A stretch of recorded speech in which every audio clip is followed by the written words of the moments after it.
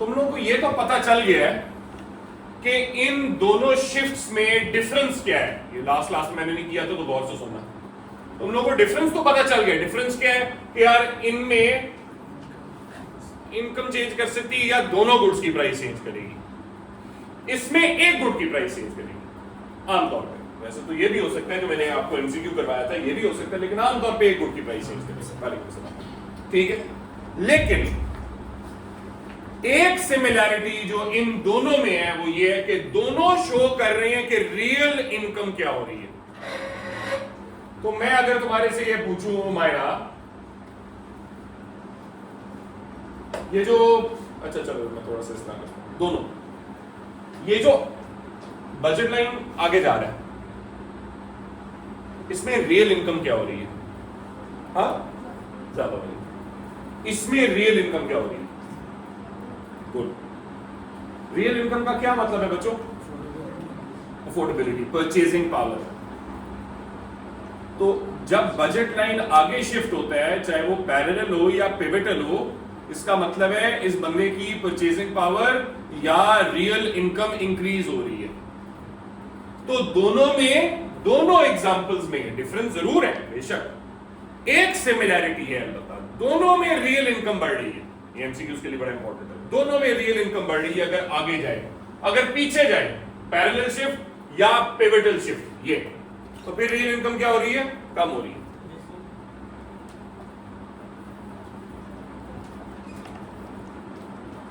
Late है तुमसे बच गया तू, आज मूड जरा खराब नहीं है मेरा,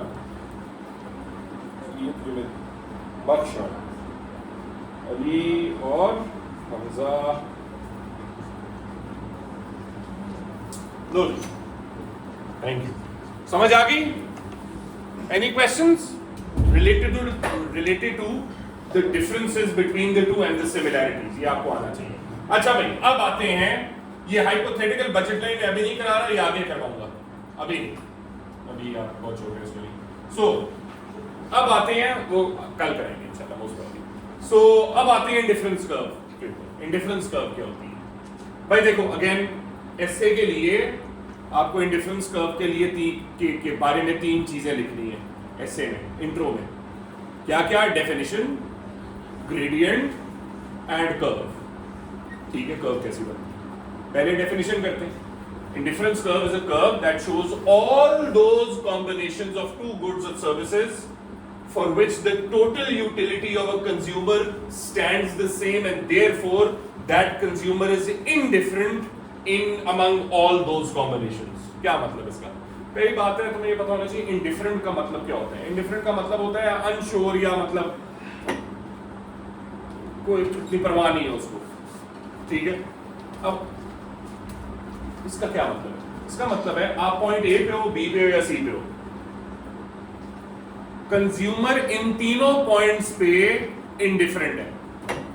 इंडिफरेंट का मतलब he doesn't care that much अगर वो पॉइंट ए पे हो, पॉइंट बी पे हो या पॉइंट सी पे हो। क्यों?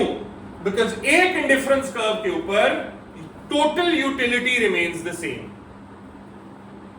एक इंडिफरेंस कर्व पे total utility remains the same, इसीलिए जो उसका डेफिनेशन है वो क्या है? It is a curve that shows the different consumption bundles. consumption bundle क्या होता है? जैसा point A consumption bundle, point B consumption bundle है, ठीक है? So it shows the different consumption bundles that will attain the same utility, and therefore the consumer is unsure या indifferent about these consumption bundles. ठीक है? तीनों points पे, point A पे, B या सी, तीनों पॉइंट्स पे आपकी यूटिलिटी सेम है। इसका मतलब कंज्यूमर इन तीनों पॉइंट्स पे अनश्योर है। वो किसी पे भी हो सकता है, अगर उसको y ज्यादा चाहिए वो y पे हो जाएगा, a पे हो जाएगा, अगर वो उसको x ज्यादा चाहिए वो x c पे हो जाएगा, लेकिन दोनों पॉइंट्स पे यूटिलिटी क्या रहेगी? Same, total utility is the same. ये होती है इंडिफरेंस कर्व की डेफिनेशन। एक ऐसी कर्व जो डिफरेंट कंजम्पशन बंडल्स बताती है, इबादत डिफरेंट कंजम्पशन बंडल्स बताती है, जिसमें टोटल यूटिलिटी सेम रहती है। समझिएगा?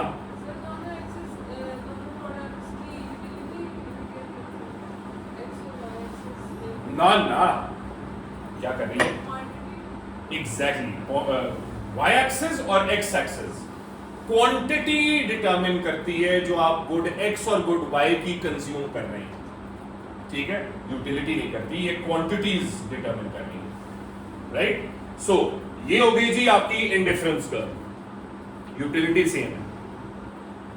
अगला सवाल, स्लोप पे आते हैं, इसकी स्लोप क्या है उस पे आते हैं। उससे पहले इंडिफरेंस कर्व डाउनवर्ड स्लोपिंग क्यों है? बजट लाइन डाउनवर्ड स्लोपिंग क्यों थी? क्योंकि एक गुड ज्यादा करना है, दूसरा गुड कम करना पड़ेगा, बिकॉज इनकम फिक्स्ड है, तो अफोर्डेबिलिटी के लिए एक गुड ज्यादा करना पड़ता है तो दूसरा कम करना पड़ेगा। बजट लाइन ऐसी थी ना, ये सीधी लाइन। अगर एक गुड ज्यादा करना है तो उतनी इनकम पे दूसरे गुड को क्या करना पड़ेगा? कम करना पड़ेगा, ट्रेड ऑफ है। इंडिफरेंस कर्व डाउनवर्ड स्लोपिंग क्यों? गुड, शाबाश। सेम यूटिलिटी अचीव करने के लिए अगर तुमने x को ज्यादा करना है तो y को क्या करना पड़ेगा? वेरी गुड, शाबाश। आई वाज़न्ट एक्सपेक्टिंग कि हमजा ये जवाब देगा, लेकिन शाबाश, मैं ऐसे ही कहता हूँ, अच्छी बात, शाबाश, ठीक है। ये मैं तेरी तारीफ कर रहा हूँ कि तू बेहतर हो रहा है आहिस्ता आहिस्ता, ठीक है। 1.5 साल बाद फाइनली वो मौका आ गया, ठीक है। सो वेल डन, शाबाश, बिल्कुल। पता है आमतौर पे बच्चे, मैं क्या एक्सपेक्ट कर रहा था आंसर, मैं ये एक्सपेक्ट कर रहा था कि सर एक गुड ज्यादा होगा, दूसरा गुड कम होगा, तो इसका मतलब अपॉर्चुनिटी कॉस्ट या ट्रेड ऑफ है, वो इसीलिए क्योंकि लोग अफोर्ड नहीं कर सकते, तो बाद अफोर्डेबिलिटी की आदत है। This was the answer that I was expecting from you guys. The issue with this answer is indifference curve has got nothing to do with affordability. The affordability curve is the budget line.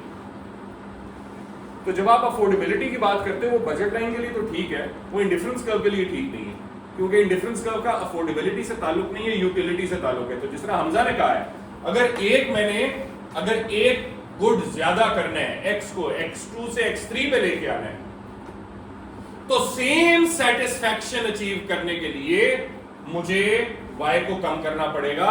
क्योंकि याद रखें एक चीज, अभी मैं इस chapter के and पे एक रैशनल कंज्यूमर के बारे में बात करूंगा। जो एक रैशनल कंज्यूमर होता है ना, वो एक ऐसा कंज्यूमर होता है जो प्रेफर करता है more goods to less goods, ठीक है। This does not negate the law of diminishing marginal utility. By the way, बच्चों के माइंड में आ रहा होगा सर मोर गुड्स का मतलब मार्जिनल यूटिलिटी गिरेगी। जी गिरेगी, लेकिन मार्जिनल यूटिलिटी गिरने का ये मतलब तो नहीं है ना कि टोटल यूटिलिटी भी गिरेगी। याद है? अगर भूल गए तो यहां देखें,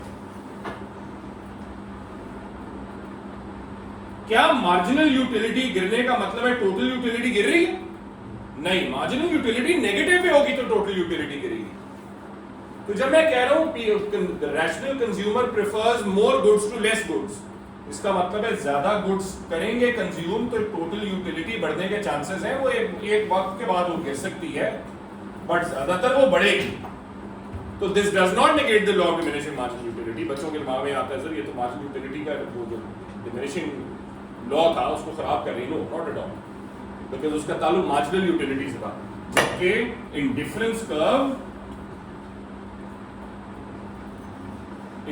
कर्व जो है वो मार्जिनल यूटिलिटी नहीं, वो डिटरमिन कर रही है टोटल यूटिलिटी। ये कर्व टोटल यूटिलिटी डिटरमिन कर रहा है। तो इसलिए डाउनवर्ड स्लोपिंग कर्व होगी इंडिफरेंस कर्व, बिकॉज एक गुड ज्यादा करना दूसरा कम करना पड़ेगा, because utility has to be maintained.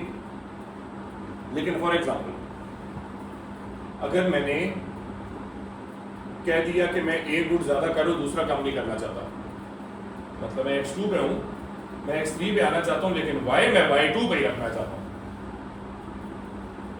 क्या ये पॉसिबल है? ये पॉइंट D हो जाएगा, बट उसके लिए आप नई इंडिफरेंस कर्व पे आएंगे जिसकी यूटिलिटी ज्यादा हो जाएगी। तो पॉसिबल है, हाँ। तो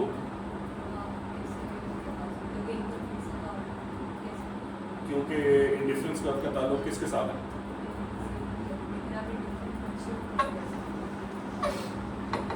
क्योंकि तुम्हारा सवाल है इंडिफरेंस कर्व शिफ्ट कैसे कर सकते हो जब आपकी इनकम फिक्स है। और मैं क्या कह रहा हूँ, इंडिफरेंस कर्व का ताल्लुक इनकम के साथ है ही नहीं, यूटिलिटी का इनकम के साथ नहीं होगा, कंजम्पशन से।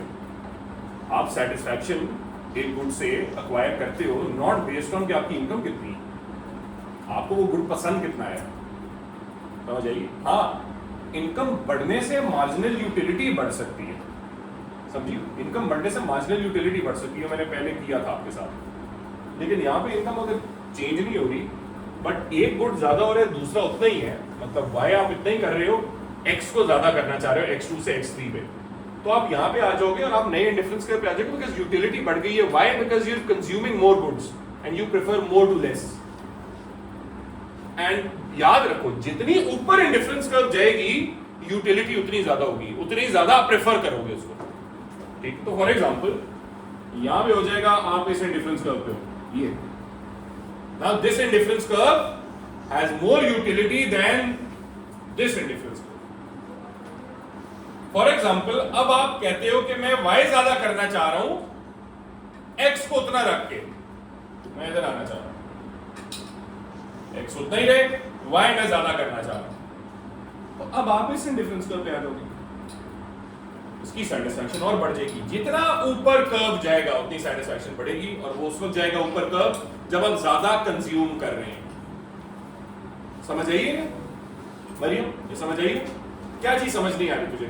अगेन तुम लिंक कर रही हो ना इसको इनकम से, वही है ना मसला कि तुम इनकम से लिंक कर रही हो, बट इनकम का ताल्लुक याद रखें वो बजट लाइन से देखेंगे, ठीक है। और बाय द वे अभी तक हमने कंज्यूमर इक्विलिब्रियम डिटरमिन नहीं किया, वो आ रहा है आगे, ठीक है। अभी हम सिर्फ ये कर रहे हैं कि इंडिफरेंस कर्व कैसे डिटरमिन होता है। तो इंडिफरेंस कर्व ऐसे डिटरमिन होता है, और जितना ज्यादा कंज्यूम करेंगे इंडिफरेंस कर्व उतनी आगे जाएगी। इसका इनकम के साथ कोई ताल्लुक नहीं, इसका ताल्लुक यूटिलिटी से बस। हाँ सर, ये जो मैक्सिमम यूटिलिटी है ये कैसे है? मैक्सिमम यूटिलिटी जो प्लॉट हुई है ग्राफ में, ये निकाली कैसे? एज इन ये कैसे निकालेंगे? assumption, ये assumption कि इस, अच्छा सवाल है, साथ ये पूछ रहे हैं इस इंडिफरेंस कर्व पे मैंने कैसे अज्यूम किया कि यूटिलिटी 100 है assumption से। वैसे कैलकुलेट भी हो सकती है ना अगर इस इंडिफरेंस कर्व से नहीं हो सकती, यूटिलिटी निकालने के तरीके और हैं, वो इंडिफरेंस कर्व से नहीं हो सकती। ये जब तुम बड़े बच्चे बनोगे, जब मास्टर्स में जाओगे और इकोनॉमिक्स पढ़ोगे, उस वक्त ये होता है सारा, उस वक्त डिराइव करते हैं आपकी यूटिलिटी कैसे निकलती। तो ये जो मास्टर्स की माइक्रो इकोनॉमिक्स उसमें पढ़ते हैं, ठीक है। तो अभी आपको उसकी फिक्र करने की जरूरत है, अभी सिर्फ आपको ये पता होना चाहिए कि इंडिफरेंस कर्व शो क्या कर रहा है, बस दैट्स इट, ठीक है। सो पहली चीज होगी इंडिफरेंस कर्व की डेफिनेशन, फिर मैंने आपको बताया इंडिफरेंस कर्व डाउनवर्ड स्लोपिंग क्यों होती है। अब आते हैं इंडिफरेंस कर्व का ग्रेडियंट है क्या, उसको कहते क्या है, what is the name given to the slope of the indifference curve? The answer to that is marginal rate of substitution, MRS. The name given to the gradient of the indifference curve is marginal rate of substitution, MRS. ठीक है, ये क्या होता है गौर से सुनना। MRS होता है the amount of y you're willing to forgo for one extra x. अब ना ग्रेडियंट का फॉर्मूला क्या होता है? डेल्टा वाई और डेल्टा एक्स। तो मैंने क्या कहा, MRS is the gradient of the indifference curve, ठीक है। और हमने ने कहा कि उसका फॉर्मूला होता है डेल्टा वाई और डेल्टा एक्स, तो MRS का फॉर्मूला भी क्या होगा? डेल्टा वाई और डेल्टा एक्स। लेकिन मैं क्या कह रहा हूं, हम ये देख रहे हैं डेल्टा वाई और डेल्टा एक्स से, हम ये देख रहे हैं हम y को कितने से कम करेंगे, एक x को इंक्रीज करने के बाद। जब x को 1 यूनिट से बढ़ाते हैं y को कितने से कम कर रहे हैं, ये है MRS। I will repeat, MRS क्या है? the amount of y foregone to increase the consumption of x by 1 unit, ये MRS है। y is an indifference curve, an inward bending curve। एक indifference curve inward bending curve क्यों होती है मरियम? नहीं, ना ना ना, सुनो सुनो सुनो सुनो, गौर से सुनो। अब तुमने देखा बजट लाइन सीधी होती है, स्ट्रेट लाइन का ग्रेडियंट क्या होता है थ्रू आउट? कांस्टेंट। तो बजट लाइन का ग्रेडियंट थ्रू आउट कांस्टेंट है, minus P X over P Y change नहीं होता, बिकॉज गुड एक्स और गुड वाई की प्राइस चेंज नहीं होती, तो ग्रेडियंट भी चेंज नहीं होगा। इंडिफरेंस कर्व सीधी लाइन है, सीधी लाइन है नहीं, इनवर्ट बेंडिंग कर्व है। Inward bending curve Zainab, inward bending curve का ग्रेडियंट क्या होता है, ज्यादा या कम? आहिस्ता आहिस्ता जैसे we move down the curve, gradient क्या होता जा रहा है? कम होता जा रहा है। गुड, क्योंकि फ्लैटर होती जा रही है कर्व, पहले है स्टीपर फिर फ्लैटर, मतलब ग्रेडियंट फॉल कर रहा है। इसका मतलब अब एक और लॉ पढ़ने लगे हैं, उस लॉ का नाम है law of diminishing marginal rate of substitution, law of diminishing MRS. Law of diminishing MRS क्या कहता है कि as we move down the curve, MRS continues to fall. गौर से सुनो बच्चों, कुछ बच्चे सो रहे हैं यहां पे, गौर से सुने। As we move down the curve, MRS rises or falls? Falls. Flatter हो रहा है। The question is why? Ibrahim बाज आ जाओ। Why? नहीं, तो मैं नहीं पता इसका आंसर, वो भी मैं बताऊंगा।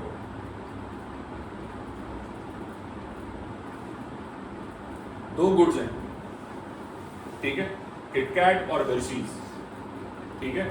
यहां पे अब बात आएगी दो तरह के गुड्स की, abundant good and scarce good. Abundant good and scarce good. Abundant good कौन सा होता है? जो आपके पास काफी है। स्केर्स गुड कौन सा है? जो आपके पास कम है। मुझे एक चीज बताओ, एक आम कंज्यूमर की जो कदर होती है, जिसको टेक्निकल वर्ड्स में मार्जिनल यूटिलिटी कहते हैं, एक आम कंज्यूमर की कदर ज्यादा वाले गुड की होती है, कम वाले गुड की होती है? कॉमन सेंस है इसमें, इकोनॉमिक्स नहीं है, कॉमन सेंस है कि एक कंज्यूमर उस गुड को ज्यादा प्रेफर करेगा जो उसके पास कम है, क्योंकि ज्यादा वाला गुड तो बहुत ज्यादा है उसके पास, तो वो उसकी उतनी कदर नहीं करेगा। इसका मतलब पॉइंट ए पे देखो, पॉइंट ए पे मार्जिनल यूटिलिटी कौन से गुड की ज्यादा है? अब्दुल्ला, एक्स, क्योंकि एक्स क्या है? ज्यादा है कम? कम। पॉइंट ए पे एक्स स्केर्स, तो इसकी मार्जिनल यूटिलिटी ज्यादा है। और पॉइंट वाई पे, पॉइंट ए पे वाई की मार्जिनल यूटिलिटी क्या है? कम है, क्योंकि ये बहुत ज्यादा है, ये अबंडेंट है, ठीक है। अब याद रखें, पॉइंट ए पे क्योंकि x कम है, y ज्यादा है, तो एक x को बढ़ाने के लिए आप y को कितने से फर्गो करने के लिए तैयार हैं? थोड़े से या ज्यादा से? ये इसको वैल्यूज को छोड़ो, मुझे बताओ साथ, जब आपने x a से b पे आना है, x को एक यूनिट से बढ़ाना है, y को कितने से फर्गो करने के लिए तैयार है? ट्रीटेड प्रोपोर्शन, शाबाश, ज्यादा से। क्यों? क्योंकि आपके पास ऑलरेडी y बहुत ज्यादा था, x बहुत थोड़ा है, तो क्योंकि x के लिए you probably a bit more desperate, ठीक है, उसकी मार्जिनल यूटिलिटी बिकॉज़ बहुत ज्यादा है आपकी नजर में। x को बढ़ाने के लिए you are willing to forgo y by a lot because y was the abundant good.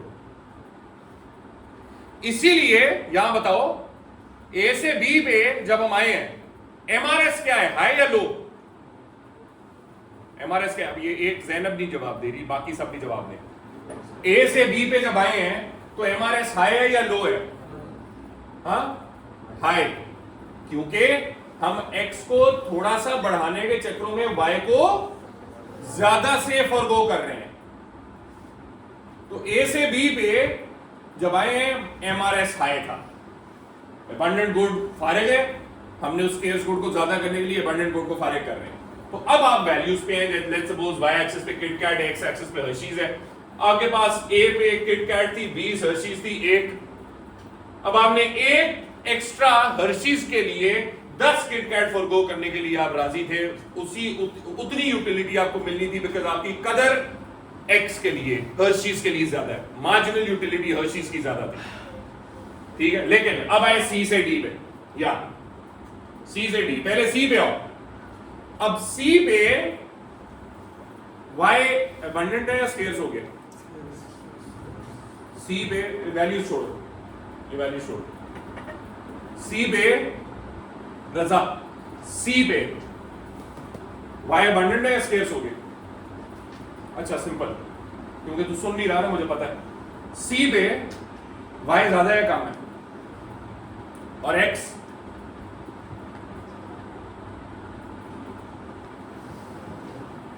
ज्यादा,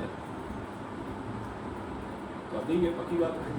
ऑब्वियसली x 3 है, ये है, और y 3 है। इसका मतलब y कम हो गया है, x ज्यादा हो गया। Now therefore Abdul Munir, which is the abundant good now? Point C पे x, and which is the scarce good? तो अब मुझे बता, गौर से सुनना,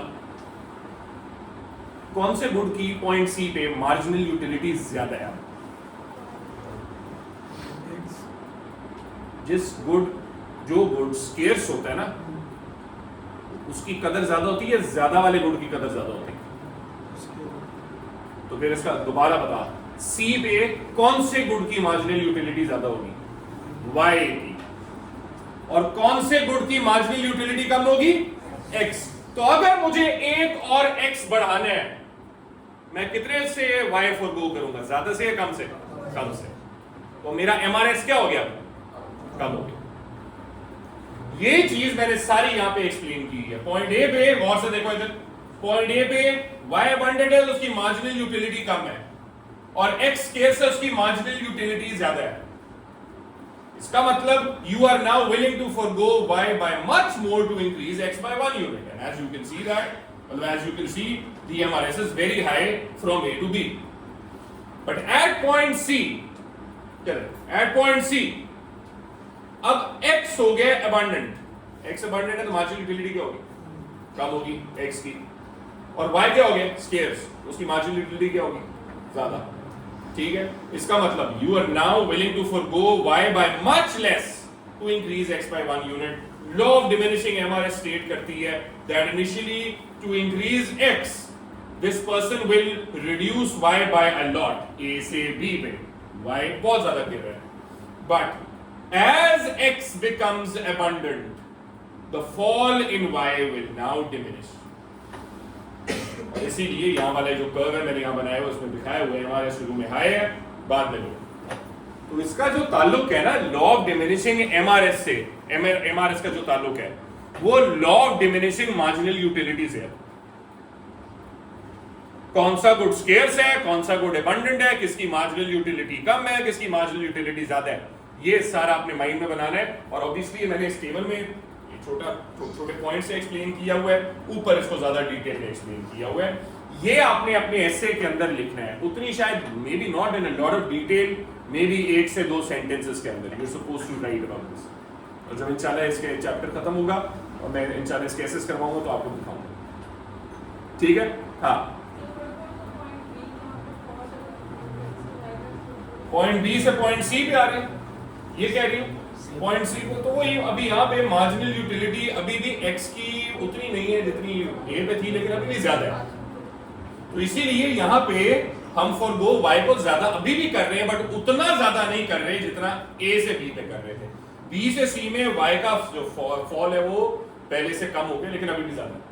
सर तो दोनों का सेम है, दोनों सेम। अगर मतलब तुम ये कह रहे हो, नहीं तुम ये क्या, तुमने क्या लफ्ज़ इस्तेमाल की? यूनिटरी इलास्टिक का लफ्ज़ इस्तेमाल किया, ये क्या है?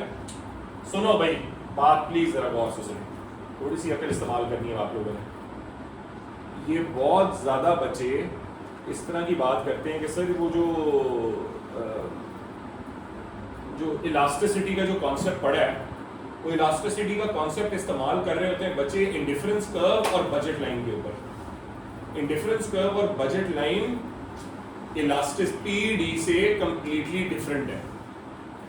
तो वो लफ्ज या इलास्टिसिटी का लफ्ज इंडिफरेंस कर्व पे इस्तेमाल नहीं करना। जो तुमने सवाल पूछा है वो ये है कि अगर x का राइज उतना ही हो जितना y का फॉल हो तो कर्व कैसा बनेगा? सीधी लाइन, स्ट्रेट लाइन।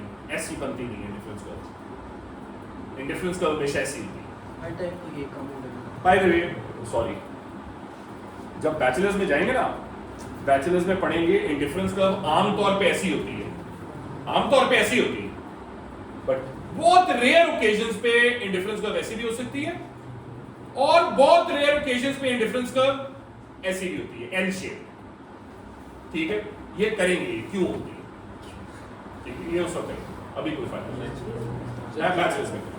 फिर भी अगर हम ओरिजिन से लाइन निकालें तो एक पॉइंट तो ऐसा बनेगा ना जिसमें दोनों के प्रोपोर्शनल चेंज इक्वल होंगे। हाँ, तो वो उसके वो पॉइंट होगा जहाँ पे ग्रेडियंट जो है ना वो इस तरह बनेगा सीधे। ठीक है, अच्छा भाई सुन लो,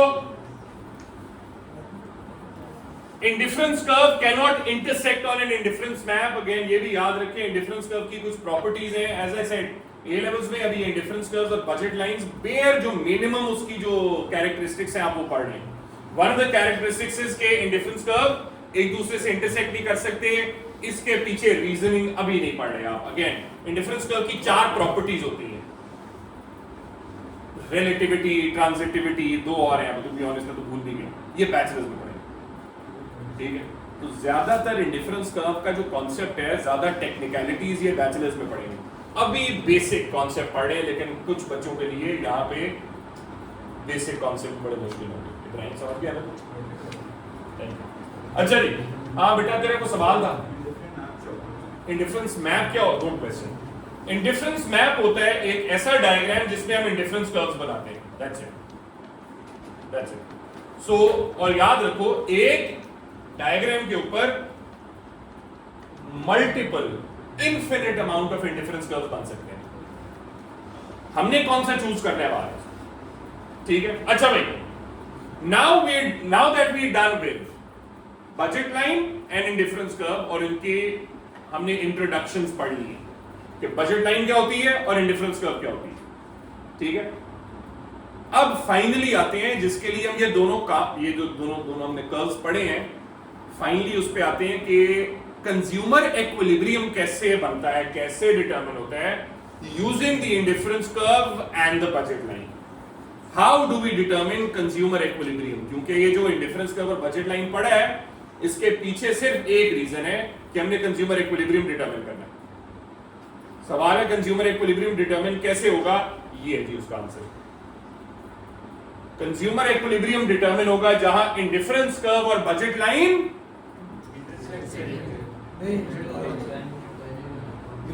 इंटरसेक्ट कभी लफ्ज इस्तेमाल नहीं करना,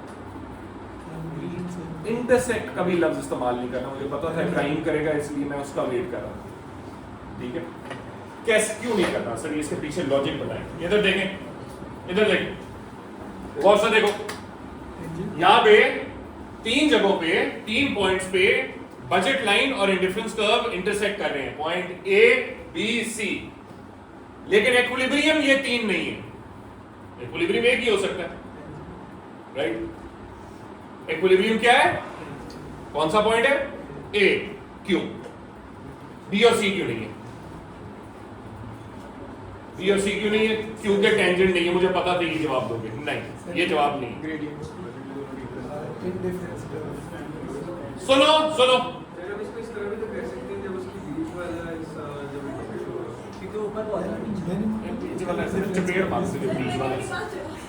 मरियम बता ना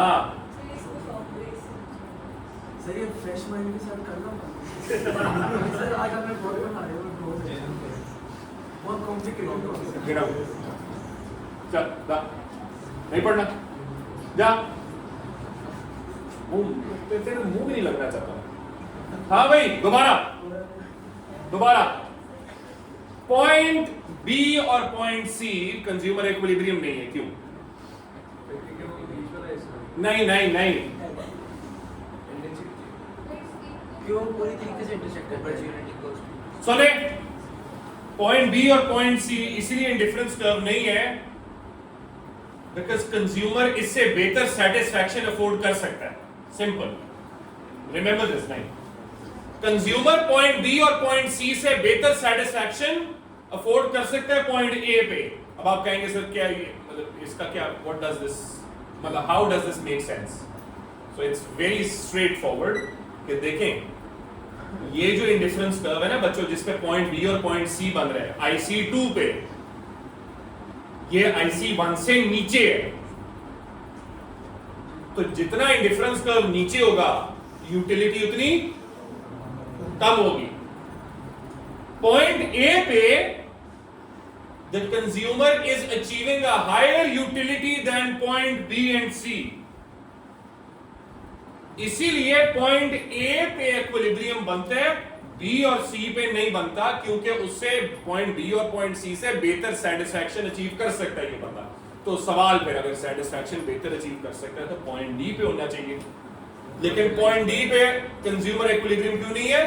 क्योंकि वो अफोर्ड नहीं कर सकता। शाबाश, क्योंकि पॉइंट डी अफोर्ड नहीं हो सकता, इतनी बजट नहीं है आपके पास, राइट? इसीलिए ये कहना कि जी वो इंडिफरेंस कर्व जहां बजट लाइन से टेंजेंट है वहां कंज्यूमर इक्विलिब्रियम है, वो तो ठीक है, बट क्यों है? क्योंकि point A is that point जहां पे this is where consumer attains maximum possible utility that he can afford. इसीलिए इंटरसेक्शन का लफ्ज इस्तेमाल कभी नहीं करना, you are supposed to use the term tangent. जहां बजट लाइन और इंडिफरेंस कर्व से टेंजेंट है, और आपको पता है जहां दो कर्व्स एक दूसरे से टेंजेंट होते हैं वहां पे ग्रेडियंट सेम होता है। जहां दो कर्व्स एक दूसरे से टेंजेंट होते हैं वहां पे ग्रेडियंट सेम होता है। मुझे बताएं इंडिफरेंस कर्व के ग्रेडियंट को क्या कहते हैं? ना ना ना ना ना ना, इंडिफरेंस कर्व के ग्रेडियंट को क्या कहते हैं? MRS। बजट लाइन के ग्रेडियंट को क्या कहते हैं? -PX/PY, relative price ratio of X and Y। So therefore point A पे ये लाजमी है, this is a compulsion. Point A पे MRS is equals to -PX/PY। अब सुनो, डज दिस मीन कि अगर एक इंडिफरेंस मैप है मैंने बनाया हुआ है, एक इंडिफरेंस मैप में इंडिफरेंस कर्व्स बनाए हुए हैं, ये देखें ये मुख्तलिफ इंडिफरेंस कर्व्स बनाए हुए हैं, क्या सिर्फ इस एक पॉइंट पे MRS जो है वो -PX/PY के इक्वल होगा? The answer is no. जहां पे भी इंडिफरेंस कर्व, यहां देखो इस पॉइंट पे इंडिफरेंस कर्व इस बजट लाइन से पैरेलल है, इस पॉइंट पे भी है, इस पॉइंट पे भी है, इस पॉइंट पे भी है, इस पॉइंट पे भी है। जहां पे पैरेलल है वहां पे MRS -PX/PY के इक्वल होगा। हमें कौन सा पॉइंट चाहिए जहां दोनों क्या है? टेंजेंट है, जहां दोनों टेंजेंट है, ठीक है? सो ठहर, इसीलिए पॉइंट ए पे MRS is equals to -PX/PY. This is actually that equilibrium point where these two curves are tangent। और by the way आप देख रहे हो यहाँ पे Y1 X1, ये कंज्यूमर इक्विलिब्रियम दिखा रहे हैं कि आप कितने Y और कितने X कंज्यूम कर रहे हैं। तो इंडिफरेंस कर्व और बजट लाइन का अलहदा कोई काम नहीं है, इनके कंबाइंड काम है। वो कंबाइंड क्या है? ये दिखाने के लिए कि एक कंज्यूमर कितना Y और कितना X कंज्यूम कर रहे हैं। Y वो Y1 कर रहे हैं और X पे X1 कर रहे हैं, बिकॉज़ यहां पे कंज्यूमर इक्विलिब्रियम बन रहा है। ठीक है, सादा क्वेश्चन था, जल्दी से पूछो। अफोर्ड नहीं कर सकता तो जो शिफ्ट है उसके अंदर भी तो देखिए A और D ऑलमोस्ट सेम है, तो अपनी शिफ्ट पर ही करते हैं। वही ना, मैं वही कह रहा हूं, यहां पे भी ये जो पॉइंट, अच्छा क्वेश्चन है, ये जो पॉइंट डी है, इस पॉइंट डी पे जो इंडिफरेंस कर्व का स्लोप है या ग्रेडियंट है वो इस बजट लाइन के इक्वल है, क्योंकि अगर तुम यहां पे टेंजेंट बनाओ इस पॉइंट से तो ये टेंजेंट बनेगा, ये आप देख रहे हो इस कर्व से पैरेलल है। इसलिए मैंने कहा है MRS is equals to -PX/PY, ये कंज्यूमर इक्विलिब्रियम है provided they are tangent to each other. आगे छोटा सा कैविएट लिखना है, provided they are tangent to each other. ठीक है, आखिरी चीज आज के लिए जी सर, सिर्फ ये कहना कि मैक्सिमम सेटिस्फैक्शन अचीव हो रही है, सब्जेक्टिव नहीं हो जाएगा? बिकॉज हो सकता है वो एक गुड ज्यादा कंज्यूम करने में सेटिस्फाइड नहीं, तो उसका मतलब वो उस एक इंडिफरेंस कर्व पे हो ही नहीं सकता। एक इंडिफरेंस कर्व पे होने के लिए आपकी सेटिस्फैक्शन मैक्सिमाइज हो रही है उस पॉइंट पे जहां पे हम बात कर रहे हैं, पॉइंट ए पे, वरना उस इंडिफरेंस कर्व पे नहीं होगा। जैसे अभी इस एग्जांपल में B था, वो 2 पॉइंट्स पे इंटरसेक्ट कर रहा था, हो सकता है अगर उसने Y ज़्यादा कंज्यूम करना हो सेटिस्फैक्शन के लिए तो वो उसको नहीं होगा। फिर उसका इंडिफरेंस कर्व कुछ ऐसा बनना चाहिए था, ऐसा ऐसा बनना चाहिए यहाँ पे, बट ये नहीं बन सकता क्योंकि नीचे थे। ठीक है, अच्छा जी, ठहरो क्वेश्चन एंड पे देता हूं। अब आते हैं जिसके लिए हम ये पूरा कॉन्सेप्ट पढ़ रहे हैं, पूरा चैप्टर पढ़ रहे हैं। ठीक है, कंज्यूमर इक्विलिब्रियम में चेंज कब होगा। अभी तक बच्चों जो हमने पढ़ा है, again not related to utility approach, दो थियरीज है ना जिससे कंज्यूमर इक्विलिब्रियम निकलता है, क्या क्या, यूटिलिटी अप्रोच और इंडिफरेंस एनालिसिस। यूटिलिटी अप्रोच तो पढ़ चुके हैं। यूटिलिटी अप्रोच से कंज्यूमर इक्विलिब्रियम कैसे निकलते हैं, mu इक्वल टू p या mu of x over p of x equal to mu of y और p ऑफ y, ये हम पढ़ चुके हैं। ठीक है, अब हम पढ़ रहे हैं इंडिफरेंस एनालिसिस। मैंने कहा इंडिफरेंस एनालिसिस में कंज्यूमर इक्विलिब्रियम हमजा कैसे डिटरमिन होते हैं, जहां इंडिफरेंस कर्व और बजट लाइन टेंजेंट होते हैं। अब main part of the chapter शुरू हो रहा है जिसके डायग्राम्स हमने करने हैं बहुत सारे। What are the reasons behind changes in consumer equilibrium in the indifference analysis. Caveat क्या है कि इंडिफरेंस एनालिसिस के अंदर क्या क्या रीजंस पड़ेंगे जिससे कंज्यूमर इक्विलिब्रियम में चेंजेस पड़ेंगे। ठीक है, देयर आर 3 मेन रीजंस जो हम पढ़ेंगे और जो डायग्रामेटिकली पढ़ेंगे, जो हम देखेंगे कि कंज्यूमर इक्विलिब्रियम के चेंजेस किन 3 मेन रीजंस की वजह से हो सकते हैं और उनके डायग्राम्स कैसे बनेंगे। Number 1, due to changes in income. पहला रीजन कि इनकम जब चेंज होती है तो कंज्यूमर इक्विलिब्रियम पे क्या इंपैक्ट पड़ता है। दूसरा, जब प्राइस चेंज होती है तो उस पर क्या इंपैक्ट पड़ता है। ठीक है, जब भी सवाल के अंदर डिराइव का लफ्ज इस्तेमाल हुआ है डिमांड कर्व का, derive the demand curve of blah blah blah blah good. ठीक है, डिराइव का क्या मतलब है, ये प्राइस चेंज हो रही। अभी थोड़ी मैं कल आपको इंशाल्लाह ये दिखाता हूं किस तरह कैसे कैसे आता है। और जो तीसरा रीजन है कंज्यूमर इक्विलिब्रियम में चेंज का, वो है एड्स जब चेंज हो। ठीक है, अब बच्चों जब इनकम चेंज होती है ना, इनकम चेंज होती है, इनकम चेंज होने की वजह से हम 2 गुड्स पढ़ेंगे, 2 गुड्स पे इंपैक्ट, नॉर्मल गुड और इंफीरियर गुड। नॉर्मल गुड के 2 डायग्राम और इंफीरियर गुड के 2 डायग्राम। 2 क्यों, Y2, शाबाश। एक Ibrahim and Riyan leave the class immediately इसी वक्त। क्या कह रहा हूं, get up.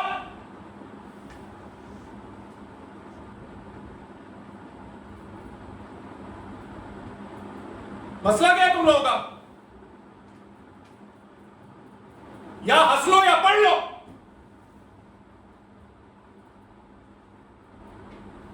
Stop being jokers for once in your lives.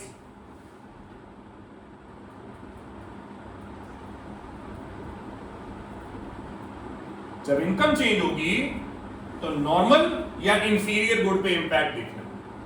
ठीक है, अब वो जिस तरह आप जैनब ने कहा है, मैंने कहा आपको 2 डायग्राम्स पढ़ेंगे इसके। 2 डायग्राम्स क्यों, बिकॉज एक हम पढ़ेंगे कि जब इनकम बढ़ती है तो क्या होता है नॉर्मल गुड्स पे या इंफीरियर गुड्स पे, और उनकी कंज्यूमर इक्विलिब्रियम कैसे चेंज होता है, और जब एक इनकम गिरती है तो फिर क्या होता है। मैं आपके लिए क्लास में इन 2 में से एक डायग्राम बनाऊंगा, बाकी 2 डायग्राम्स मतलब इनकम के फॉल का डायग्राम आप घर पे बनाएंगे। ठीक है, so I am gonna be drawing income के राइज के डायग्राम्स। ठीक है, तो ये हो गए 2, 4 हो गए टोटल इसके। फिर आते हैं प्राइस के चेंज के। ये एक्चुअली ये वाला डायग्राम्स फिर रिलेटिवली स्ट्रेट फॉरवर्ड है, इजियर है, इतना मुश्किल नहीं है। तो इंशाल्लाह हम करेंगे कल, पहले 15-20 मिनट में ये करेंगे, उसके बाद ये करेंगे। ये ट्रिकी डायग्राम्स है और ज्यादातर सवाल, overwhelming questions, overwhelming amount of questions वो इस पे आते हैं प्राइस के चेंज में। ठीक है, प्राइस के चेंज। और बाय द वे क्वेश्चन के अंदर जरूरी नहीं है ये लिखा हो, कि using the indifference curve analyse what happens when there is a change in price, no. ठीक है, अभी एक क्वेश्चन मैं आपको, चलो मैं कल आपको उसको डिटेल में करवाऊंगा, लेकिन I just show that question to you, या फिर 2 मिनट्स के अंदर। अब देखें ये क्वेश्चन पढ़े, कहता है जी evaluate the use of indifference curve analysis to derive the demand curve for a normal good and an inferior good. Demand curve derive करें इंडिफरेंस एनालिसिस के थ्रू नॉर्मल गुड की और इंफीरियर गुड की। ठीक है, अब कहीं मेंशन है कि कंज्यूमर इक्विलिब्रियम चेंज कैसे होगा, नहीं मेंशन नहीं, बट क्या लफ्ज इस्तेमाल हुआ, डिराइव द डिमांड कर्व। तो डिमांड कर्व डिराइव कैसे होती है, जब हम क्या अज्यूम करते हैं, क्या चेंज हो रही है, प्राइस।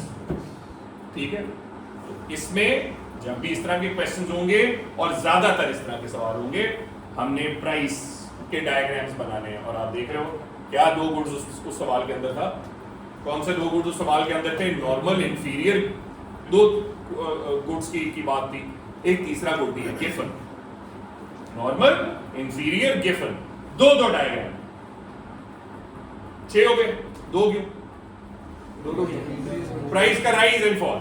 मैं आपके लिए क्लास के अंदर इन तीनों के प्राइस के फॉल के डायग्राम बनाऊंगा। ठीक है, प्राइस के फॉल के डायग्राम, प्राइस के राइज के आप लोगों ने खुद करने हैं, और इनके मैंने डिमांड कर्व भी आपके लिए डिराइव करना है। तीसरी चीज, एड्स में चेंज आता है तो डिमांड पे या कंज्यूमर इक्विलिब्रियम पे क्या इंपैक्ट आता है, इसका एक ही डायग्राम है। So there are a total of 11 diagrams जो हमने over the span of the next probably 2 to 3 days इंशाल्लाह ये बनाने हैं, ताकि हमारा थर्सडे तक मेरी कोशिश है हमारे चैप्टर खत्म हो, मंडे को इंशाल्लाह फिर इसके एसेस करें, तो ट्यूसडे को फिर मैं आप लोगों को इसका टेस्ट हो। समझ आई, कोई मसला? ठीक, जय।